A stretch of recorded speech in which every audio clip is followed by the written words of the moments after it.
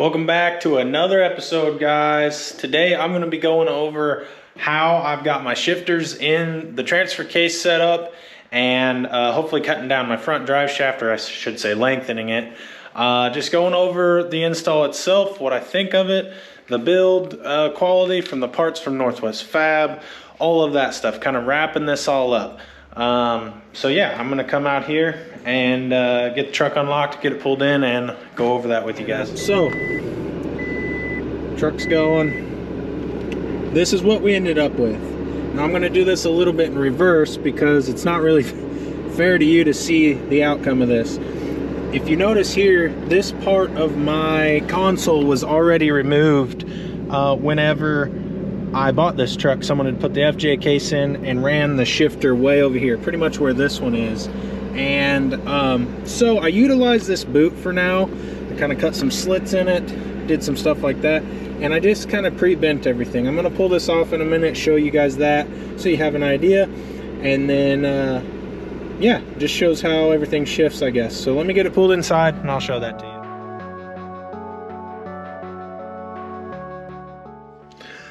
Okay, no matter what I do with the dang light, it doesn't really shine in here good for you guys, but this is the breakdown of what I did. I essentially took each one of these and I started in the middle, and the reason I did that is the middle shifter, which is your front case, it simply just needed to be to the right or the left of the shifter. So I decided to put my two right hand shifters to the right side of the shifter, and then my left hand TK shifter, which is my other high and low, to the left.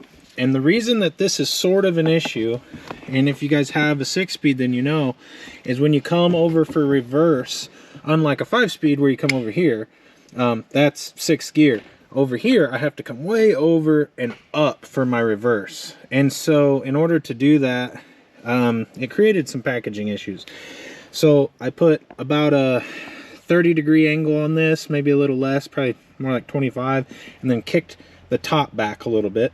So I built this one, then this one, and then this one is to be changed. The only reason that I did this the way that I did, because whenever I put this in 2-wheel way up here, it's in this void where the FJ shifter was, but it works. Until I find a new console for this, I don't have to. I will, just because I want it to be cleaner. This will be all situated differently, and I can make it work. I can rebend these, turn them. As you'll see when you get your kit, there's literally 2 crimp bolts that go right here on each one of these shifters. You simply tighten those up, and it puts them plenty tight for what you're doing. The next thing I'm going to do here, you might see that I have my old shifter boot. It's just sitting in there. I'm going to get a piece of sound deadening material to put around the transfer case here, cut it out, slide it over the top, and then maybe do the same for here. I might leave this and cut the back off so it's not hitting the shifters. I haven't decided. And then just gonna run these factory boots. I literally had holes in this factory boot from the previous owner that lined up perfectly with these 2 shifters. So of course I'm just gonna use it. I mean, it might not be quite as quiet as I would like it to be in the cab, but I'll come up with something good. Maybe you guys have some ideas on some custom shifter boots, like a good material to use. I don't normally do interior work at all, so that's kind of a new thing to me. So if you guys have any recommendations on something to make a shifter boot out of, something similar to this that is easy to work with, let me know. I would love to take your criticism on that and see if we can get something going there. But you guys were asking for the shifter layout. That's what we ended up with. You can bend these any which way you like. You can, all I did was heat them up with the torch till they were cherry red, put a bend in it, walk back and forth to the table until things worked right.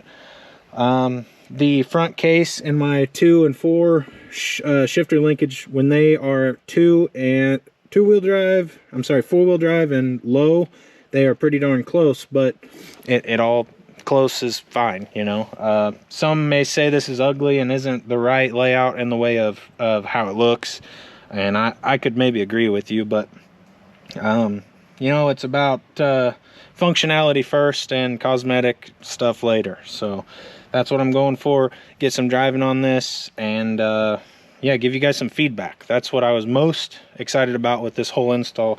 Not so much the little nitty-gritty stuff, because this is different with every truck and how you want to do it, but what I think of the gearing and stuff. So I'm going to tidy this all up, trim this stuff to fit, put it back together, quit blabbing at you, because I know you guys have already wanted to click off this thing because I'm boring. But right after this, I am going to show you what the low gears are like and what I think of them. I have already obviously used them, and let me tell you, it's well worth the wait. It's well worth the money, and I'll give you some comparisons here in just a minute.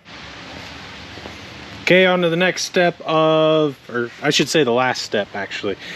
I am making the front drive shaft. I'm literally adding 6.5 inches to it, just like I did the shortening the rear. You know, that's what it adds. I clocked my transfer case down just a fuzz, so it should technically reduce it by a fuzz. I'm going to tack this in at 6.5 inches. That's what these two marks are. I use some, shoot, what is this? I never even looked, I just had it. 1 3/4 120 wall. So that's going to be perfect inset for this drive shaft I've got. It looked to be already DON, there's no seam, so I'm going to weld this in there. Should be plenty strong. I put about 4 inches in. I'll put 4 inches in on this side and call that done. And then after that, I'm going to get it welded up, put in, and then we're going to test this thing out. So 1 minute, guys. Okay, I pretty much decided that I am going to ditch the GoPro from now on because this thing sucks. I don't know what GoPro's deal is, but gosh, these things just ruin stuff. But anyway, since I'm not a perfect production type of guy anyways, as you all know, don't worry about that. Sorry, just my rant for the day. But here's the finished product after. I tried to show you guys how I lined this up and welded it and everything. I didn't make sure it was completely true on this because it's for the front. It doesn't matter that much to me, because if I'm in four-wheel drive ever going fast at all, it'd be because it's the end of the world and I'm running from somebody. I don't want chasing me. So yeah, it might have a little wobble to it, but I lined up my ears and trued up the shaft I put in the middle, so it should be pretty darn square, or not square, however you want to look at that. Anyways, it's done. I'm going to get it put in and show you guys the stuff I keep saying I'm going to show you. Here's what you've been waiting for. So we got her going. I just got it in two-wheel drive because that don't really matter. This is, as it says, this is low and high, low and high. So low forward, this is our original low range. As you can see, we're moving a pretty good clip. Let me jump out here and I will put it in gear for you so you can see what I'm talking about. Okay, that's factory low range. I mean, that's as fast as I can, well, not as fast, but that's a steady walk. I mean, if that tells you anything. Okay, that's factory. Let me get in here without running myself over. Okay, we're done. Low range, low range, low lock. Now, the scenery isn't flying by quite so fast. My truck's actually not warmed up, so it's at about 1,000 RPM, so it's actually going a little fast. But this is what we got now with the Eco Crawler kit. And as you can see, me walking next to it, no big deal. It's not a real testament in the rocks, but I can already tell with the torque of the 4.0 and the 6-speed, I think we're gonna really like how this turned out. So I hope you guys enjoyed this little series. I got it all wrapped up now. Everything's happy and working the way it should. I've got some miles on it. I encourage you guys to tackle this if you're wanting that low range. It's well worth it, guys. As always, Merry Christmas. Tomorrow is Christmas, so I wanted to get this video put out for you guys. Thanks for all the subscriptions and all the support. And if you have any questions about this, let me know. I'm gonna wrap this up and I will see you guys next time.